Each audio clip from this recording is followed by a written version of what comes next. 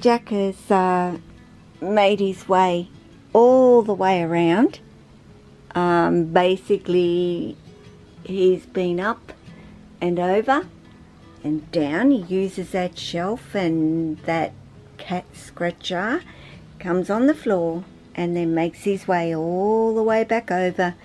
And of course, I lifted him up onto me, and here we go. He starts the whole, scoping the room to see if Lily's out, but she isn't. But guys, there's I frequently get asked about, writing a book about snakes, and not really, that average book on what they are and what species they are and how big they grow and all that subject. There are so many books out there related to that, and they all say pretty much, the same basic things over and over again, pretty much. There's varying things that go on. Some say no, don't do that, and others say yes, do that, and use this and don't use that, and so on. But there are just no books when it comes to snakes and what I always talk about, which is how smart they are, what emotions they can display, what I've learnt, what they've shown me over these years. And I've never found a book. And the reason why is because there has been absolutely no studies done on snakes and their intelligence and whether they can feel or they can't feel. I'm a layman. I'm just somebody that's had them for a long time, and not a long time in the scheme of things, but what I see is long enough to have observed lots of things from my snakes. So I would love to put a book together, but the fact is, people, it's never been scientifically proved one way or the other. Anything that I say or don't say about them, what I think about them. Oh, you're having a little bit of trouble there, Jack, are you? Oh no, you're going to get there, aren't you? Hey? Unless things are scientifically based, then it's just my word against the scientific world.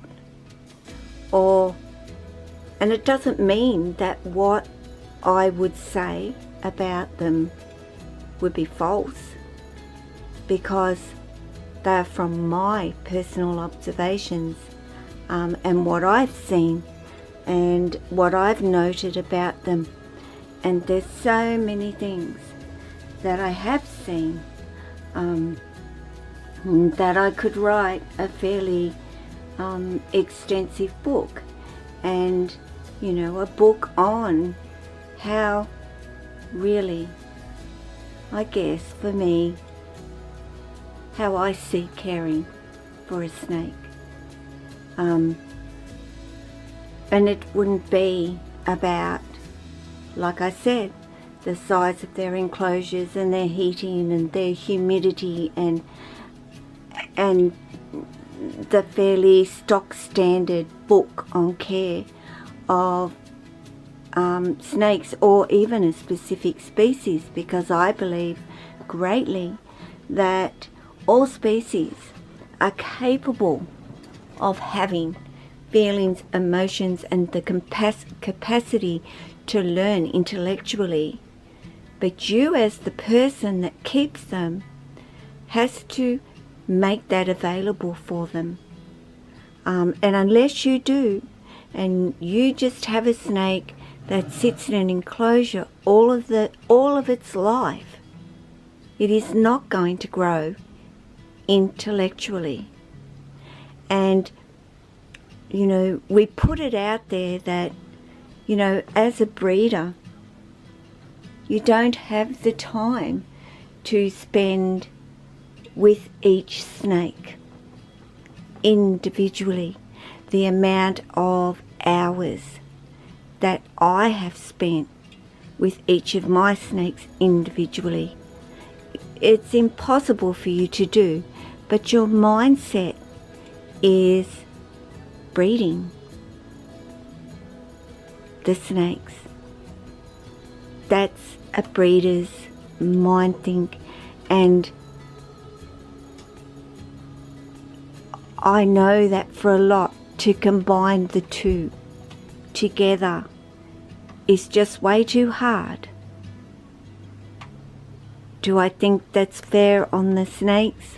No, I don't think it's fair on the snakes, but it is the way that it is, and certainly not who I am as somebody that has snakes in her life. I never imagined myself being one way or the other prior to getting a snake. Okay, buddy, just move everything with your tail. That's okie dokie. I'll hold it, of course. I wouldn't have given it much thought on how to care for a snake, have a snake in your life. But I tuned in pretty quick how I was going to care for them, and it certainly wasn't going by a book. There's no book that tells you to take them outside, let them explore, create environments for them to utilize to have some enrichment. Yes, they might say that within their enclosures, but they don't tell you anything outside of their enclosures. And my life is spent a lot of the time with my snakes outside of their enclosure, not inside of their enclosure. You don't get to see what your snake is sitting inside of an enclosure. It's impossible. You will learn a little bit about them. You will notice when they're more active and so forth. And people say that they're more active at night. Well, it's not nighttime, guys. And is this unusual for Jack to be, yes, it's breeding season. Oh, yes, he's going to be out. He doesn't care what time of the day it is. My snakes don't care what time of the day it is anyway, full stop. They will come out, and as you know, Lily will come out, and it's 5 o'clock in the morning. It can be 8 o'clock at night. It could be 1 o'clock in the afternoon. Lily has no preferred time.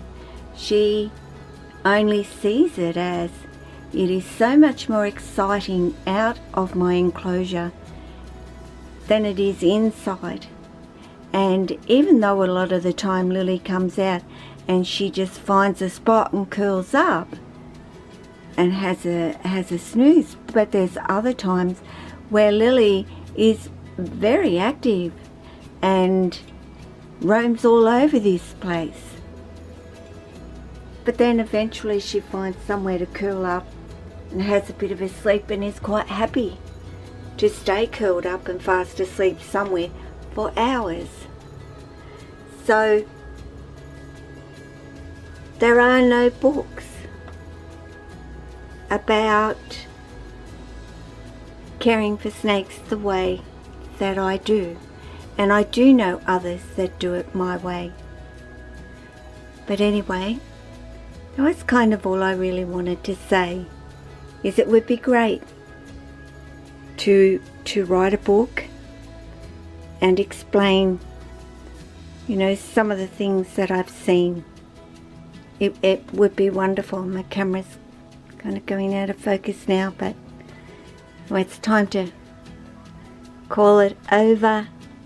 So take care of yourself, guys, your family, your friends, your snakes, and all your animals. Ciao.